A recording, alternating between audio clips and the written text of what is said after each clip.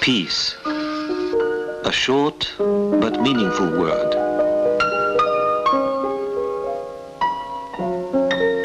People know life and happiness are possible only in peacetime.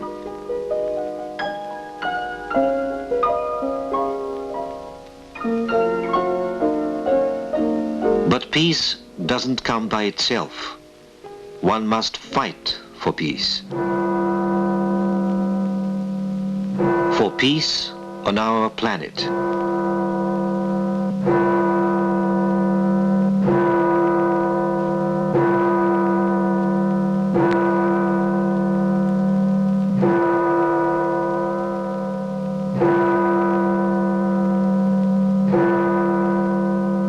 Many years have passed since the end of World War II.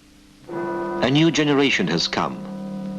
New towns have risen from ruins. But the memory of those who gave their lives for victory over fascism lives on.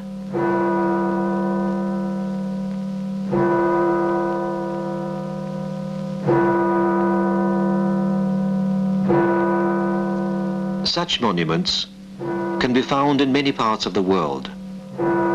Some are made of marble and bronze. Others are just gravestones, as in the forests of Belarusia. Ask anybody, what do you think of war? And the answer will be, I hate it. We Soviet people know only too well what war means. It means millions of deaths. It means thousands of destroyed towns and villages.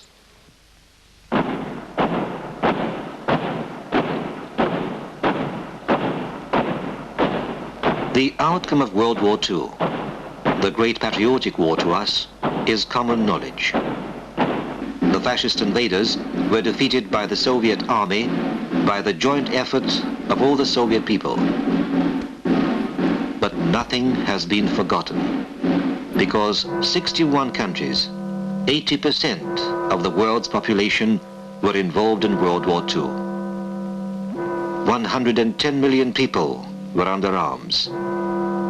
30 million people were killed, among them 20 million Soviet people.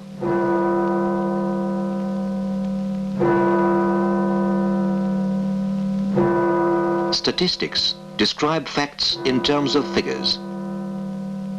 But what figures can describe the grief of just one mother's heart?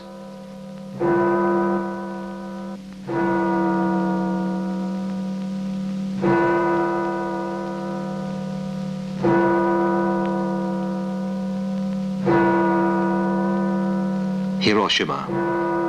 This is a monument to the victims of the American A-bomb attack on Hiroshima. The words inscribed on the monument cry out, "Fight for peace. Fight against A-bomb." The first atomic bomb was exploded at Hiroshima on August the 6th, 1945. 78,150 people were killed. 13,978 were reported missing. Just think what may happen to all of them, to these students,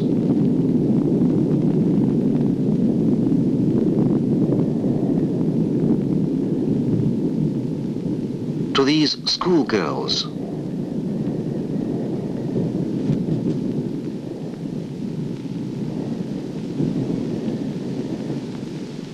to this boy, to this young mother, if the imperialists unleash another world war.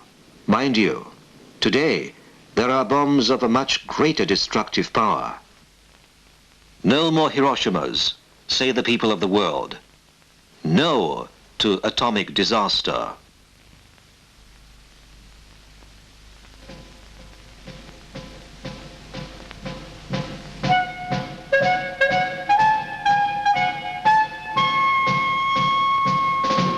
You see the historic scenes, the beginning of the sweeping movement of all the peace-loving people of the world.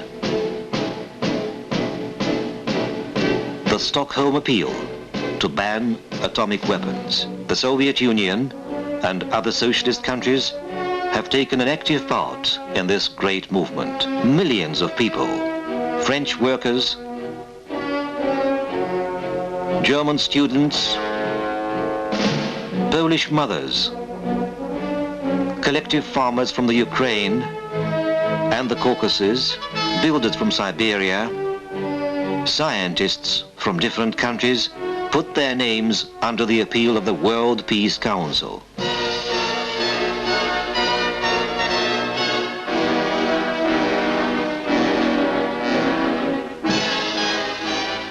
The struggle for peace and class struggle in capitalist countries are interlinked.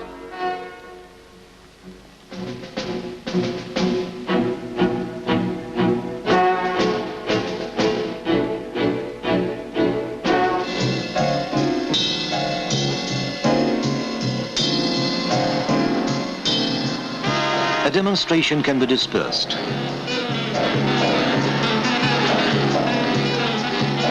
A man can be knocked down.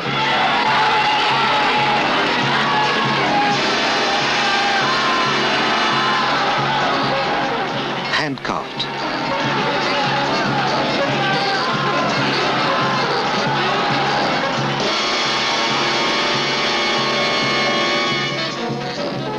But there's no way to stop the irreversible process of the renovation of social life.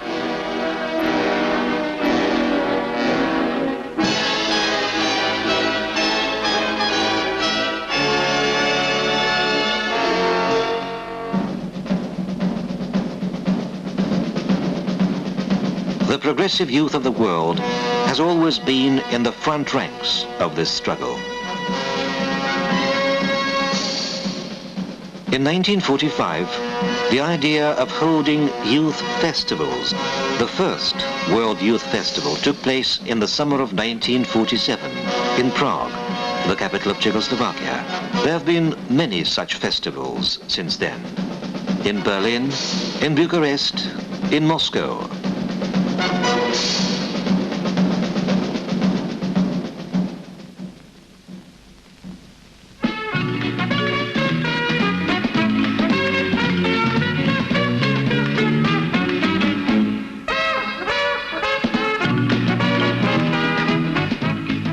The youth of the planet.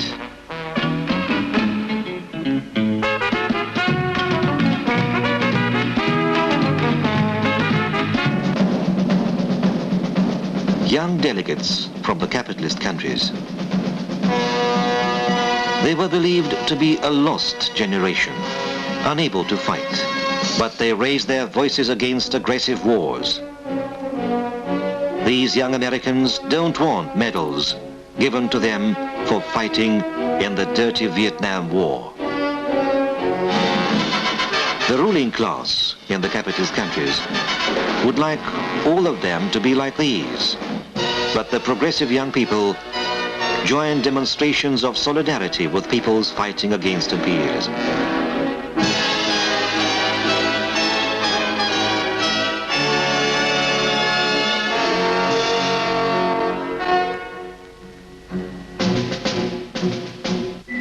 This is what weakness and indifference do to some of the young people. But strong and honest ones raise their voices against racism, for justice and equal rights.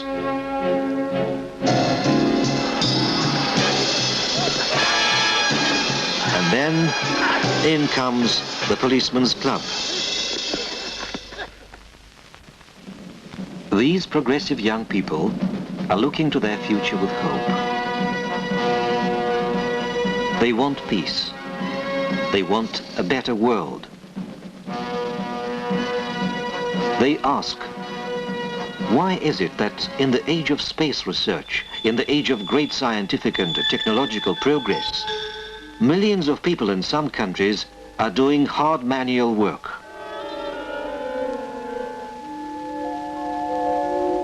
Why is it that tons of foodstuffs are destroyed to raise prices, while 2/3 of the world's population are starving? Why is it that milk is dumped while thousands of people, mostly children, die of starvation every day? Why do dogs have a better life than some of the children?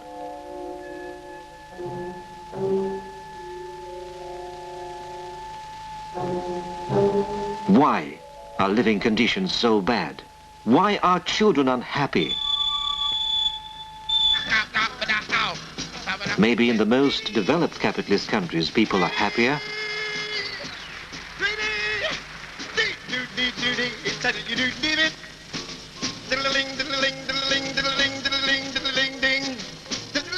These are only two of the 17.5 million people currently unemployed in the capitalist countries.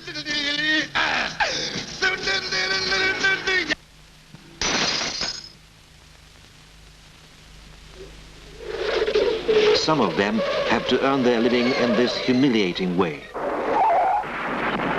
Injured bodies, injured souls.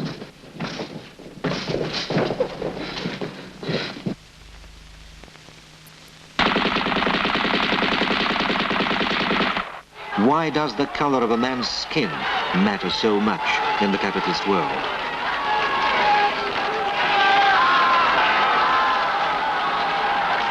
Too many problems. Meanwhile, capitalist monopolies are busy making money. Due to the dominance of the military-industrial complex, many of them make fantastic profits out of the war industry. The forces of imperialism and aggression are at work. They are going on with a dangerous arms race. Since the end of World War II alone, thousands of millions of dollars have been spent on the arms race. That is approximately 1/2 of all material values ever produced by man. More than 30 different wars and armed conflicts have been unleashed by the imperialists since the end of World War II.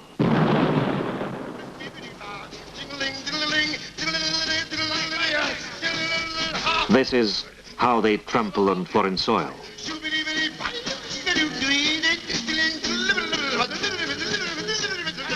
This is the kind of culture they bring to other peoples. This is the kind of democracy they impose.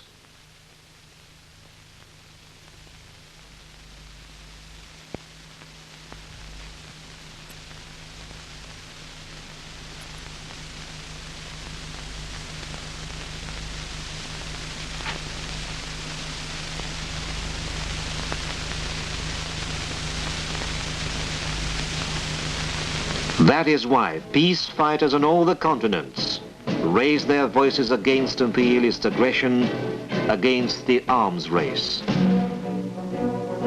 Peace-loving people of all walks of life demand a just, democratic peace, the security of nations, and international cooperation.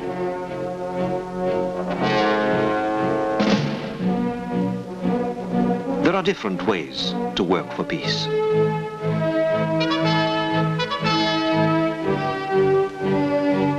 Writers believe the pen is a formidable weapon, and it must be used for peace. Film workers. The traditional motto of all international film festivals held in Moscow is for humanism in the cinema art, for peace and friendship among nations.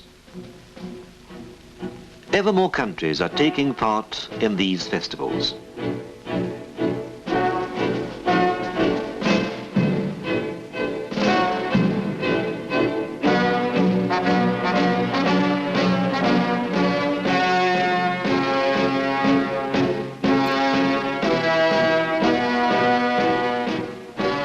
Since Lenin's first decree on peace, our country has been carrying on a peaceful international policy.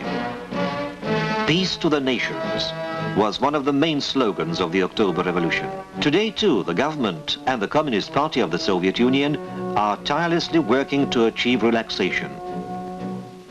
All the international forums of peace fighters enjoyed the Soviet Union's support.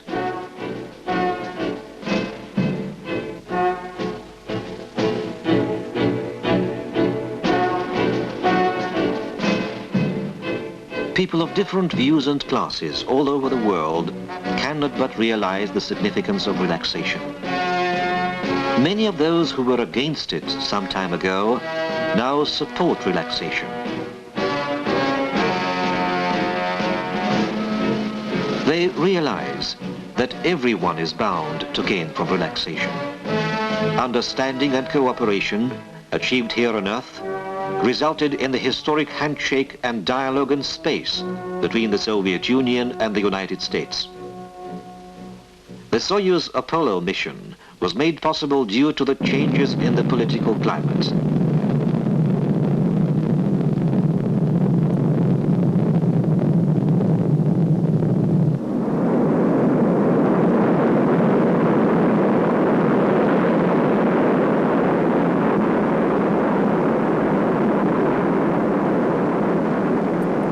A great deal has been done for relaxation. The All-European Peace Conference in Helsinki was an important step to peace. Many important agreements have been reached on the strategic arms limitation, on the development of trade, scientific and technical cooperation. But a lot has still to be done.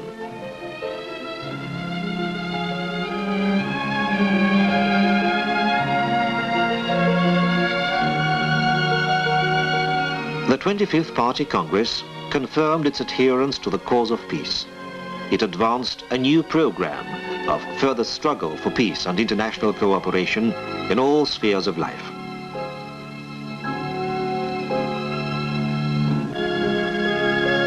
Peace and labor always go together. The working man was always a champion of peace. He is also the main driving force in the struggle for peace. Peace can and must be preserved. Modern science and technology may produce ever more formidable weapons. That is why strategic arms limitation and finally disarmament is very important. And we are confident that the peoples of the world are able to achieve that goal. Everybody needs peace.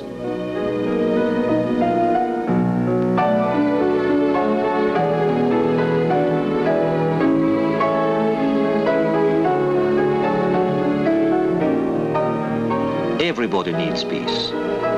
People who work, who explore, who want a better world.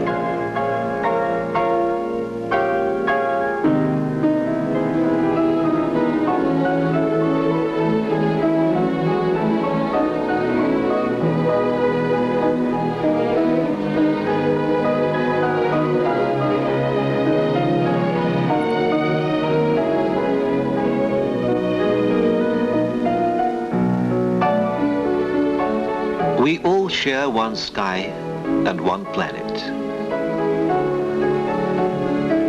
So may it be rich, beautiful, and peaceful.